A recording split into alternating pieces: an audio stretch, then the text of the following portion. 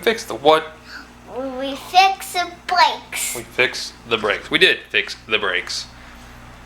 So this is what we got going on here. Bled the brakes and they are good. Got plenty of pressure. I actually was able to drive it for the first time. It drove okay. It got a lot of power. And what did we do, buddy? We discovered a new problem, didn't we?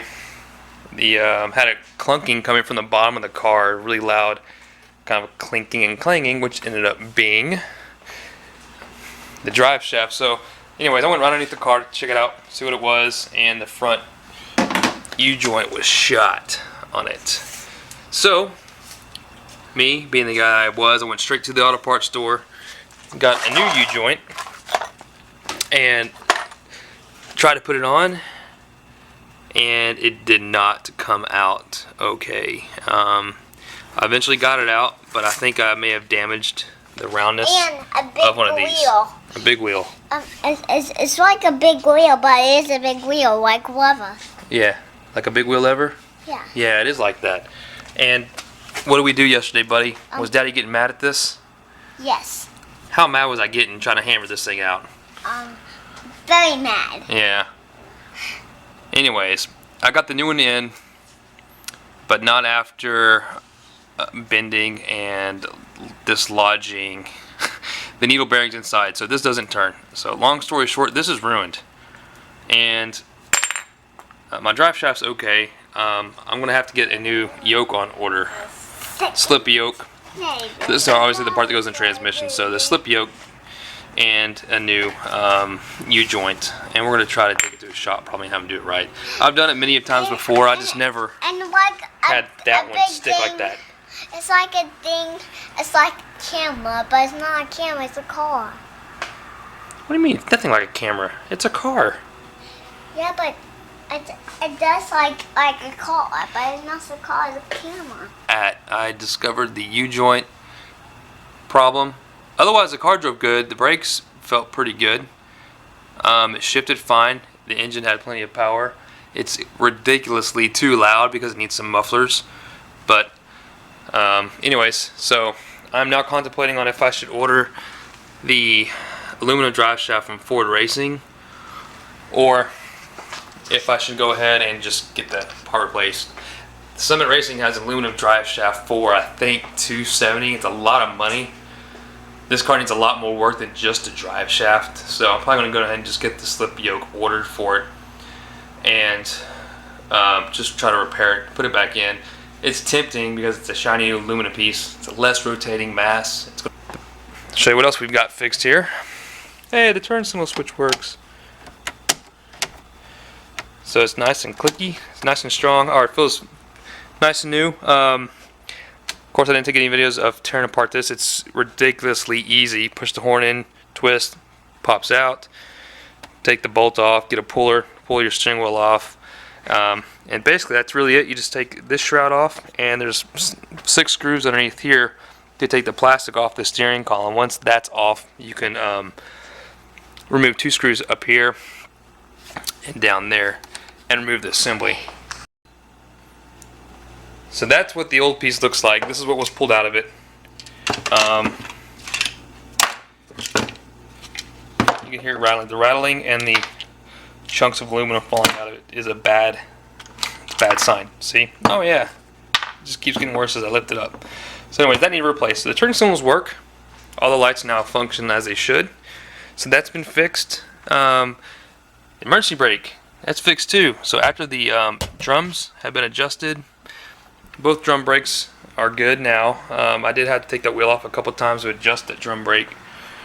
But even after I did that, the parking brake had 0 play in it. I mean, it was just going straight up. It had no tension at all. Now it's got tons of tension. It starts getting tight about halfway. So anyways, this is a super easy fix. The cable was actually so loose that it was rubbing against the drive shaft. You can see here where the cable has been making the drive shaft shiny. So there and there. So the cable is probably rubbing right there, and then the emergency brake bracket, pulley bracket, was rubbing right there, made it shiny. So there is a half-inch nut that is right inside of there. I just tightened it. That adjusts the emergency brake cable, and that got all the slack out of it until it's nice and tight again. To get to it, you have to take this plastic piece off right here, and it's just 2 screws, or if you're my car, 1 screw. So take that screw off, pop this off. There's a half-inch in there, and anyways, emergency brake is now fixed. So next on the list is going to be carpet. I pulled the headliner out because honestly it was more of an eyesore than anything. I want to get it replaced, of course, but right now I decided to go ahead and remove it. Like it's laying on my wife's car, so it's been removed, and man, that's it. I'm looking online right now on ordering carpet and floor pans. So after the U-joint and slip yoke comes in, we'll go ahead and get it driving again. Make sure that everything else mechanically is sound on it. Once we know that it is, I'll be able to start tearing the interior out. So there it is, man. Also, what is this called, man? It's a license plate and paper. License plate and paper. So this is awesome. That just means it's in my name. So it's always a good sign. It's always fun having your car transferred to your name, so it's legal and officially mine. Anyways, got the title transferred. I'm gonna put these new plates on, and yeah, one thing after another. Bam! Let's put this bad boy nice and low.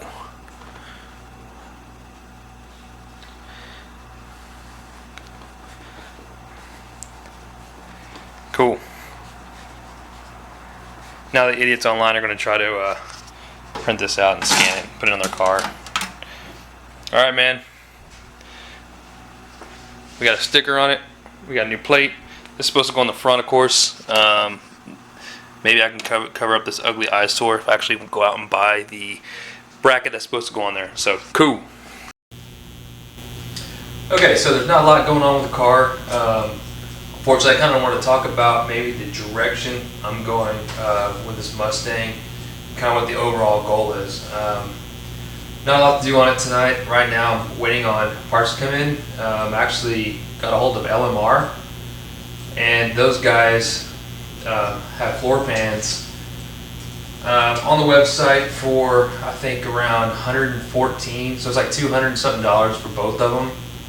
And like most people, I have a budget. I have a hard set budget. When I bought the car, I had a little left over. I was going to put towards the registration and towards the major stuff that needed to be fixed on it. So I had to really keep myself from buying fun, go fast, immediate resolution type parts. Like, it's always fun to buy, say, a carpet kit. Put a new carpet in and say, oh, look at that, there's my money, and I see it, it's visual, it's instant gratification, and it's right there. But that's not the case. This car's got structure issues with the floor. It's not that bad. It's really just about, I don't know, a section about this big behind the seats. But nonetheless, I can't stand knowing that the seat's falling through. I have to fix the floors. So I'm about to undergo a huge project in tearing out the interior and welding in new floor pans. So along the floor pans, they don't come with everything you need. You've got to get some other stuff along with it, like the braces. There's back braces that go along. The seats themselves bolt to underneath the floor. Since those are rusted out, and that's the whole reason why I'm replacing it, I just opted to go ahead and get those new braces as well. And unfortunately, those were kind of expensive. Those are $50 a pair. So you're talking about $100 for 4 of those braces, just to do it right. And of course, I didn't get the cross brace. There's a cross brace for where the front seat mounts, and it goes across the trans tunnel to both sides. It's a vertical brace. Mine's okay, so I'm gonna have to drill out the spot welds, underneath the floor and keep it. To me, there's no point in patching it. You can just cut out a square and then cut the new pans in half and then replace those floorboards that need to be replaced. But there's no point in that. in my opinion. I mean, you've got the whole pan, it's there. You've got the metal, just do it. So I'm going to try to replace at least the entire size of the floor pan on both sides. The trans tunnel's fine. There's no obvious need to get a full pan. They do make a full pan for these cars, which is the both passenger and driver's side and the trans tunnel as in one large piece. I opted not to do that. It's obviously cheaper. That pan is cooler because it comes with all the bosses, it comes with all the bracing, and it comes with everything. It's just a weld in place done. These pans don't come with plugs, they don't come with the seat braces, and they don't come with any of the bosses you may need for the seats to screw into, whatever. The seat braces have that. So I think I've got everything I needed. That chewed up a chunk of my budget left over, and it's going to be pretty slow after that. But that's a big chunk of it. Now, one thing I did do performance-wise, this car has nothing performance-wise on it at all. So like I said, it's really tempting. I wanted to buy a short throw shifter, some gears for the rear end to get rid of that 273 and then put some 373s in it and really make the thing go. Put a really good shifter in it so that it shifts good. Just didn't have the time and money for it. The only thing cosmetic I bought for it are 5.0 badges because I can't stand the snakes on the side. The snakes got to go. They didn't even make a Cobra in '86, and it bugs me. So the snake's gonna go for 5.0 ones. That was $15, big deal.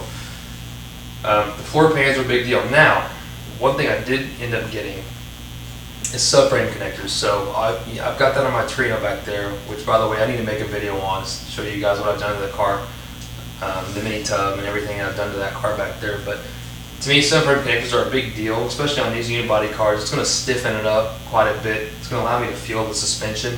It's going to allow it to turn better. And to be honest, if you're replacing the floor pan and I'm already underneath it, I'm already welding it, I'm already doing all the work it takes to get the floor out, that's the time to do subframe connectors. Like there's enough choices, now I had to pick, I guess, what brand and what type of subframe connector I wanted. I ended up going with the Full Motorsports, the full size Motorsport. I'll have to look at the brand. I don't remember the brand name, but it is definitely one of the top notch subframe connectors out there. It's thicker. It's high quality American made steel. It comes with a seat brace that goes across the seats, the same spot that ripped. So it's going to help keep that in place for a long time, for longer than I'll probably be alive. And like I said, once you start getting into it, once you tear into it, now's the time to go and do it. I've done it once before, I can do it again. In fact, on that one I hand made the subframe connectors, and it was extremely time consuming, because they don't really make them like I wanted for a '69 Ford Torino. So I bought the subframe connectors for this car, and I'm going to go ahead and put those on when I put the floorboards in. To me, that makes sense, and it is a performance upgrade because it's going to allow the car to handle better, it's going to ride better, it's going to be more responsive to steering. It's going to accelerate a little bit better. You have less body twist in it. This is a 30-year-old car. People don't realize that, man. These cars, at least if you're my age, you used to look at these like, oh yeah, it's a Fox body Mustang. There it is. But man, if you really stop and think about it, it's an '86, it's 2016, and this is a 30-year-old car. So it's got structure issues, and you're going to have the same issues you would have with this car as you would if you went out and bought a '68 or '69 Ford as well. Those probably have a little more rust, granted, but nonetheless, these are starting to sit in people's fields and yards, garages, and they're starting to rot and rust, and they have the same issues that you would have in any other old car. So that's coming in. And anyways, I mentioned I got the parts from LMR. By the way, that website is awesome. The parts, they got everything you pretty much need to restore. Fox body stuff, there's a number of sites that are specific to Fox body parts, but LMR is in Hewitt, Texas. It's in Waco, and that is an hour and a half, 2 hours from me, which means the parts will get here stupid fast. In fact, most of their parts, if not every part, was free shipping. So with the subframe connectors and the floorboards and the 5.0 badges, it's free shipping on all that, and it's going to be it's free shipping on ground, of course. According to the website and according to the tracking number, I ordered it yesterday around noon. Today around noon to 1 o'clock, and the parts are going here tomorrow. So you can't really ask for better. And on top of that, they give you a Texas tax discount. So super happy with that. They got the order in quick. I got a tracking number in. I mean, a couple hours after I placed the order, knowing that it was on its way already. So it'll be here quick, and that'll give me started. I should be tearing apart the interior tonight, I guess, to get ready, but there's no way I'm gonna be able to start welding on it tomorrow night. It's a weekend project. I'm gonna have to strip out the interior, strip out the carpet, get it all down, clean, and then really find the rust, and then start drilling out the spot welds, and we're gonna try to really pull out that floor and get it replaced right. Another thing that kind of chewed up my budget, I would have had a little bit more. The idea was to replace the floor and the carpet, and really just drive it at that point, and then later down the road, performance parts here and there. I really want to make this a road handling machine. I definitely, who doesn't like horsepower? I'm going to put some horsepower goodies on it eventually. And I want to change the mass airflow. It's a speed density car. Mass airflow is going to allow me to put a little bit more, give it a little bit more horsepower in itself, but allow me to do some engine modifications. And the engine's going to respond to it better with the mass airflow, so it can meter the air coming to the engine. So, but for right now, it's the mechanical essentials. The brakes, get the brakes going, the tires, the front end alignment needs to be done. The interior, I want the interior to be, like it was in 1986. I want it to look as close as possible to just a clean little box body Mustang. And with the subframe connectors and eventually, some rear control, upper lower control arms, and some poly bushings, and some good springs, will make this just a super tight handling, fun car to drive anywhere. So that's kind of the plan, and that's where I'm heading for. Like I said, for whatever reason, on this car, I focused on the interior. I just want it to look pristine. So I'm kind of right now just focused on getting the floors done, and then getting new carpet replaced, and the seats somehow. Hopefully, I can try to fix it. Maybe the upholstery shop can fix it, because the passenger seat's fine. So I like to keep the seat, get the dash replaced, get a new headliner in there, and spend the time this winter doing that, and then actually drive it next spring and enjoy the hell out of it. So that's kind of the plan. But unfortunately, the U-joint mistake, getting kind of in a hurry, trying to pull the U-joint out of that yoke, ruining the yoke, that cost me about $90.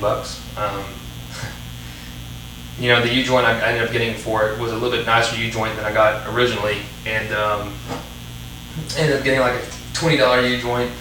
And the yoke itself is just is standard. It's not your Ford Racing, it's no fancy forged anything. It's just a standard cast U-joint, but it was $46. So that little mistake and rush cost me about $90 altogether with tax and everything. I rushed shipping on that too, and I got those from, I think, CJ Pointing Parts, Scott Drake website.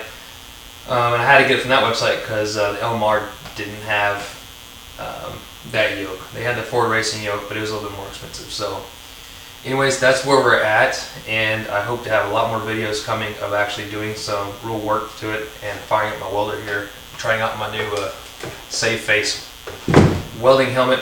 I say new, I had it for a while, but let me fire up the welder and really get to work on the structure in this car, stiffen it up. So that's where we're at. Oh yeah, it is October, so cheers. This is the Imperial Pumpkin Southern Tier Pumpkin Ale. This is some good shit right here.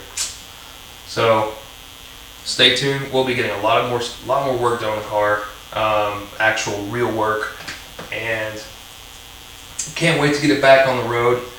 And we'll see what happens.